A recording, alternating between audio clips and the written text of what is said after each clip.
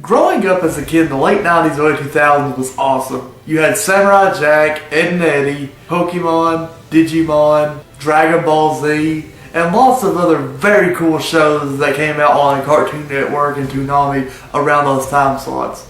One of the biggest parts of my childhood was the anime and card game Yu-Gi-Oh! Throughout my entire childhood, Yu-Gi-Oh! Was a massive part of my life. I love the anime, I love the cards, I love the games, I love everything about Yu-Gi-Oh!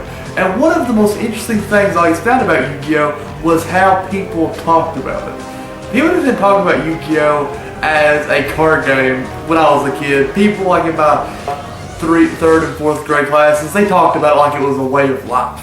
And one of the most interesting things I've found throughout my entire life of playing Yu-Gi-Oh! Are the Yu-Gi-Oh! Beckett magazines. One of the most interesting things I found about the Beckett magazines were the covers.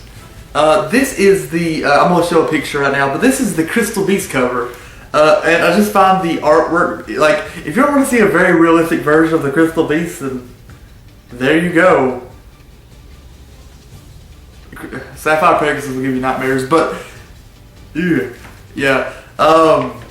And there's some that, like, I feel like they outsource a lot of the artists, because there's stuff like this, which are very, very accurate to what this is a picture of Raviel, like Raviel Lord of Phantasms, obviously, and this is a lot more accurate to the actual artwork. So not just to say they outsourced a lot of the artwork, probably not going to get the attention you wanted, but hell, this is a good way to get someone's attention. Originally, I didn't even know what these were. I just thought these were just weird, made in China Yu-Gi-Oh! Books. But no, there actually is a very interesting backstory to them. I did a bit of research, and here's what I found about it. The Beckett Yu-Gi-Oh! Magazine was a bi-monthly unofficial magazine publication by Beckett Media that was released from 2002 to 2008.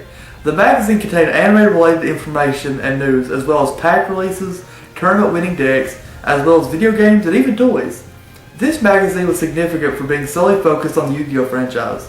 The most notable article contained within the magazine, however, was a comprehensive price guide for every individual card, both in English and Japanese, released in both the TCG and OCG at the time of each issue's release. Now this process has become by far obsolete with the use of the internet, but hell, for someone that didn't have internet till 2010, this was a very reliable way to look up what cards are worth what, especially when I live very close to the locals, and get my stuff as quickly and efficiently as possible.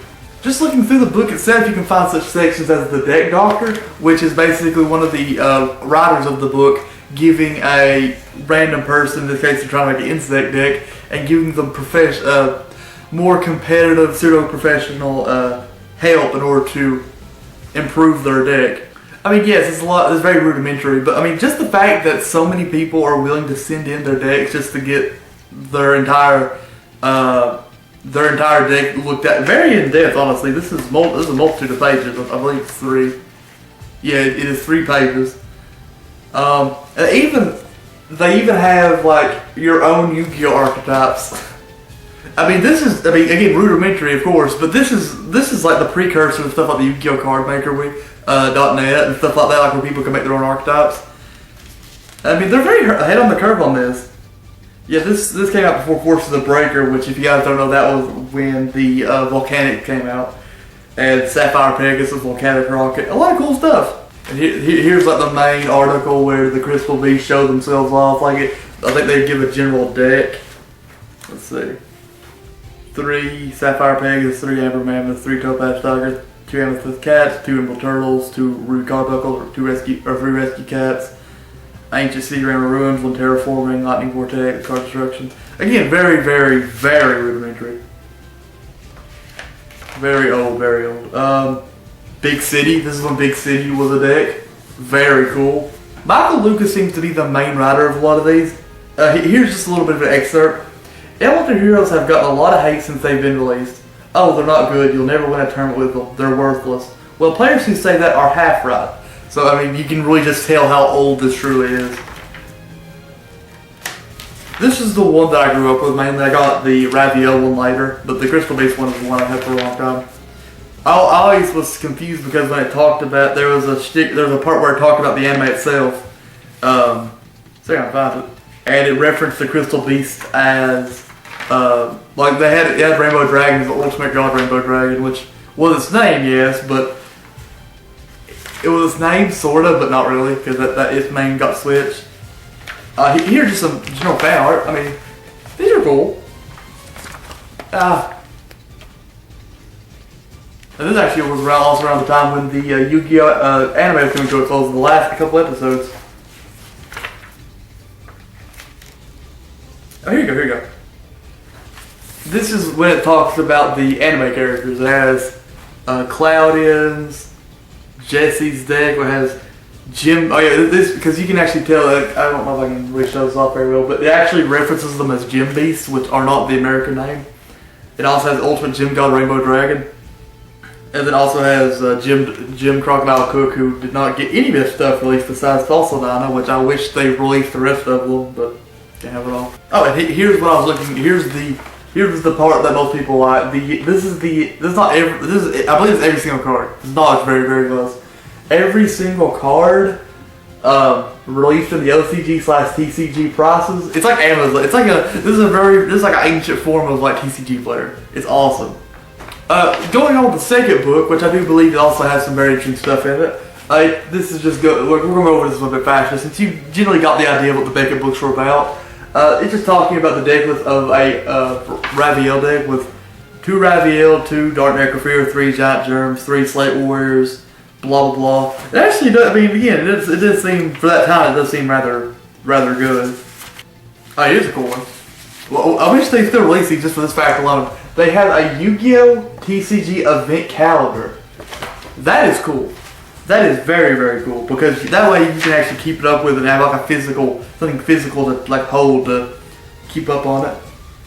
Let's see. This is Shadow Infinity, which has like all the Sacred Beast, I assume. I mean, I remember opening these cards up. Wow.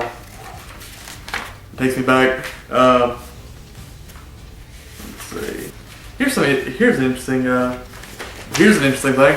They don't have much to do with Yu-Gi-Oh! Necessarily. I mean, I'm sure it includes it with it, but it's just talking about the pharaoh, like ancient. I mean, because since Yu-Gi-Oh! Is always based on like ancient Egyptian mythology, or in some cases actual events. It's very interesting that they actually included that as as part of it. Here's some more of the Yu-Gi-Oh! Magazines. Oh, this is an interesting one that they didn't have in that one. It's something called the State of the Metagame. Copyrighted. So if I decide to make a channel or a video series like that, can't do it now. You got Tomato Control, Flip Flop Control, Strike Ninja, Bazoo Return. Wow. And here's some more of the card prices. Anything interesting? Heresy. They have magic in my Yu-Gi-Oh! Book.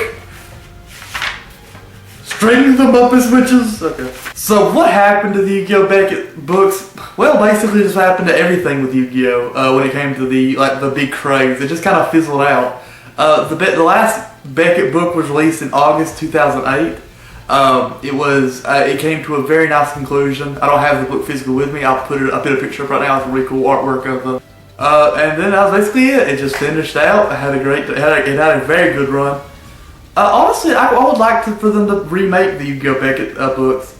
I mean, yeah, I'm sure I know TCG Player has like its articles and stuff like that. I'm sure they kind of have. I mean, not Beckett itself. I'm not sure what Beckett's doing currently. I do know the Beckett.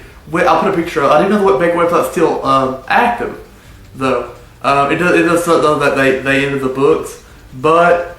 I mean, I'm sure you're not watching this, but Beckett, if anyone from Beckett's reading this, Beckett Media, if anybody's watching this, thank you for all the years of cool content.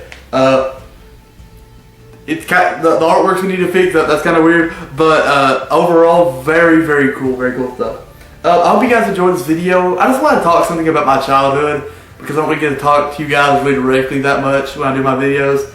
And I mean, it gets kind of like you guys. Did you guys ever have any of the Beckett Media Yu-Gi-Oh! Magazines? If so, put it in the comment section below. I'd love to hear your guys' stories. Otherwise, I'm Jared from Jared Discord. I love you guys, and I'll talk to you guys later. Bye.